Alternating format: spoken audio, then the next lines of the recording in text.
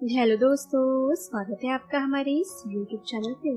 दोस्तों, कहानी को शुरू करने से पहले एक जरूरी बात, अगर आपने चैनल को सब्सक्राइब नहीं किया है तो पहले आप जल्दी से चैनल को सब्सक्राइब कर दीजिए ताकि आपको हमारी आने वाली नई नई कहानियों की जो नोटिफिकेशन है वो आपको सबसे पहले मिलती रहे। तो चलिए दोस्तों, बढ़ते हैं हमारी आज की कहानी की तरफ। हमें उम्मीद है कि आपको हमारी ये कहानी जरूर पसंद आएगी। आज अभिषेक के पिता की बरसी थी। अभिषेक अपने पिता की बरसी कर अपनी सौतेली माँ के साथ रहने लगा। दरअसल अभिषेक जब 3 साल का था तभी अभिषेक की माँ गुजर गई थी। अभिषेक की माँ को गुजर जाने के बाद अभिषेक के पिता अपने आप को बहुत ही ज्यादा अकेला महसूस कर रहे थे। इसलिए लोगों ने अभिषेक के पिता से कहा कि तुम दूसरी शादी कर लो। अभिषेक के पिता अपने मासूम से बेटे अभिषेक के लिए सौतेली माँ नहीं लाना चाहते थे, क्योंकि उन्होंने सुना था कि सौतेली माँ अच्छी नहीं होती। पर अभिषेक को संभालना भी उनके लिए मुश्किल हो रहा था। वो अपने 3 साल के छोटे बेटे अभिषेक को संभाले कि नौकरी पर जाए। इसलिए लोगों के लाख समझाने के बाद अभिषेक के पिता ने दूसरी शादी कर लिए। अभिषेक के पिता की दूसरी शादी होने के बाद अभिषेक की सौतेली माँ अंजलि अभिषेक के घर आई। अभिषेक के पिता थोड़े डरे हुए थे कि पता नहीं यह सौतेली माँ मेरे बेटे के साथ क्या करेगी, पर ऐसा कुछ नहीं हुआ।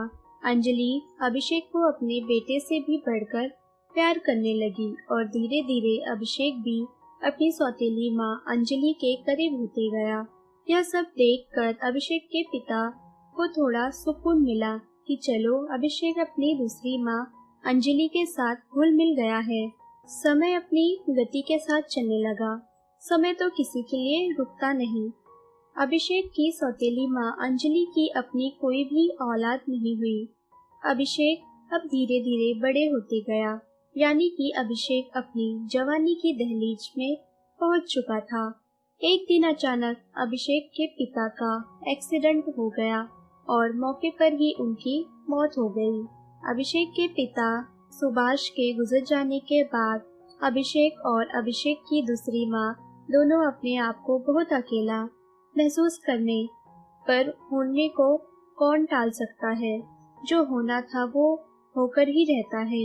अभिषेक के पिता की सरकारी नौकरी थी, इसलिए अभिषेक को अनुकंपा में अपने पापा के जगह पर नौकरी मिल गई।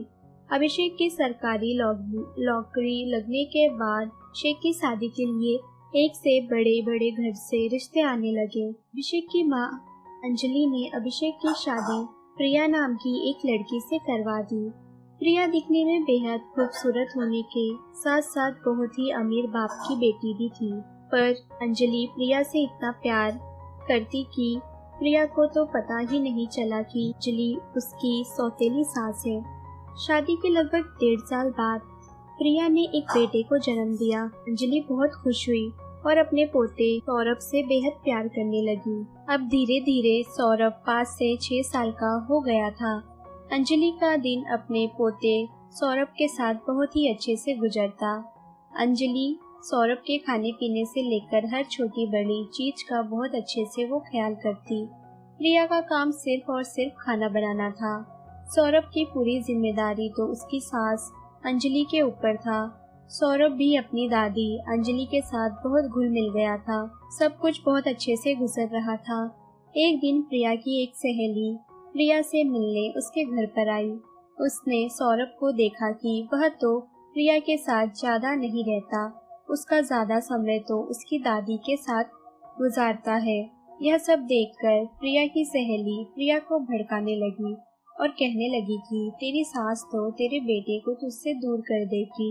वह तेरा बेटा है, तू उसकी माँ है। सौरभ को तेरे से ज्यादा क्लोज होना चाहिए, अपनी दादी से नहीं। इसलिए समय से पहले अपने बेटे को मुट्ठी में कर, वरना तेरी सास तेरे बेटे को अपनी मुट्ठी में कर लेगी और वह बड़ा होकर तेरी कोई भी बात नहीं मानेगा। प्रिया की सहेली का इस तरह भड़काना प्रिया के दिमाग में बैठ गया और वह भी सोचने लगी कि सही है, बड़ा होने के बाद और अब कहीं मुझे भूल ना जाए। जब प्रिया की सहेली अपने घर चली गई तो प्रिया ने अपनी सास से कहा कि मम्मी जी, आज से आप घर का काम करेगी और मैं सौरभ को संभाल लूंगी। अंजलि को इस बात से कोई ऐतराज नहीं था। उसने कहा, ठीक है बेटा, जैसा तुम समझो।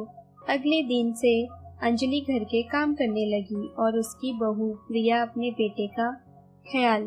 पर बच्चे तो भगवान के रूप होते हैं। सौरभ बचपन से ही अपनी दादी से घुला मिला था। सौरभ अपना हर काम अपनी दादी से ही करवाना पसंद करता था। यह सब देखकर प्रिया को अपनी सास से जलन होने लगी और प्रिया ने अगले दिन अपने पति अभिषेक से कहा कि मैं चाहती हूँ कि तुम अपनी माँ को वृद्ध आश्रम छोड़ दो। वह हमारे साथ रहने के काबिल नहीं है। अगर तुम अपनी माँ को नहीं छोड़े तो मैं यह घर छोड़कर चली जाऊंगी। अभिषेक ने प्राची को बहुत समझाया कि नहीं, वह मेरी माँ है, मैं ऐसा नहीं कर सकता।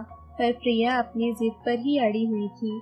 वह ना तो खाना खाती और ना ही ज्यादा किसी से बात करती, और जब भी उसे गुस्सा आता तो वह अपना सारा गुस्सा अपने बेटे सौरभ पर उतारती। यह सब देखकर अभिषेक को अच्छा नहीं लगता।